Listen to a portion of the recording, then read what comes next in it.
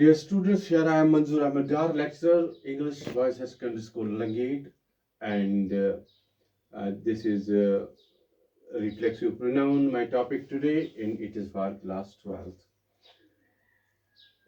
We have been doing the text Flamingo, and we have completed 6 lessons of our textbook, and we have been also doing grammar. I have already given you the definition of reflexive pronoun. Now we'll be doing today when to use reflexive pronoun. Uh, reflexive pronoun is the pronoun used as object when action goes back to the subject. So, reflexive pronouns are used to specify that the subject is doing something by or to itself. The subject is doing something itself or something to itself. Like we have the sentence, they amuse themselves. So, they amused themselves, they made themselves happy. Action is being done on the subject they, and we add self to object of they, that is them.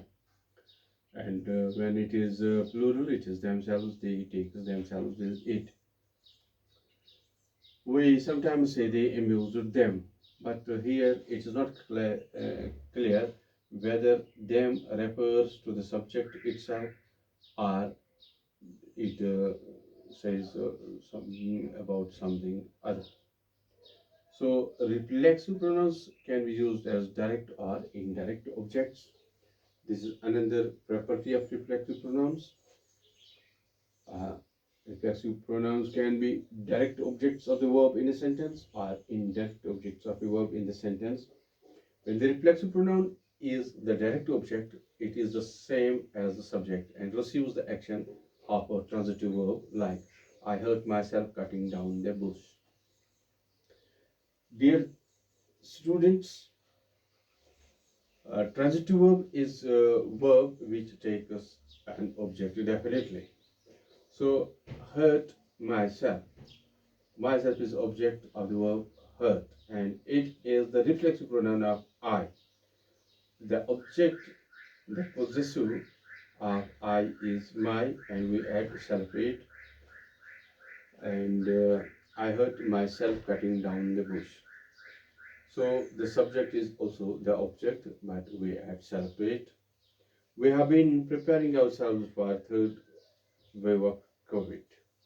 So its object is us, but we add the self to the possessive our to make the object of we when it is subject. So when action goes back to the subject we use ourself or we use ourselves, plural of ourselves. So we are preparing ourselves for third wave of uh, COVID. So this is the action which we do by ourselves. Uh, the students, and then there is when reflexive pronoun is indirect object, it tells us why or for whom the action is performed. Uh, for example, why or for whom the action is performed. I bought. So, dear students, I am telling you, when we use reflexive pronoun as indirect object, it tells us why or for whom the action is performed. So two things are indicated when we use reflexive pronoun as indirect object. That is why the action is being done or for whom we perform an action. For whom an action is performed by the subject. I bought myself a new car, so this is for myself. I have bought the new car. So this shows for whom I have bought the new car, for whom the action is done. We'll give ourselves a cheat day. So we will give ourselves a cheat day. So this is we are giving cheat day, we are giving a recreation day after some rigorous practice to ourselves. Now, third use of reflexive pronoun. Reflexive pronouns We use reflexive pronouns to show independent actions. Uh, we use word by with reflexive pronouns to mean without any help of others. Sometimes we do actions where we don't uh, get help of others, or where we're supposed to take help by others, but we don't take that help, and we use reflexive pronouns to indicate that, to show that I went to hospital by myself.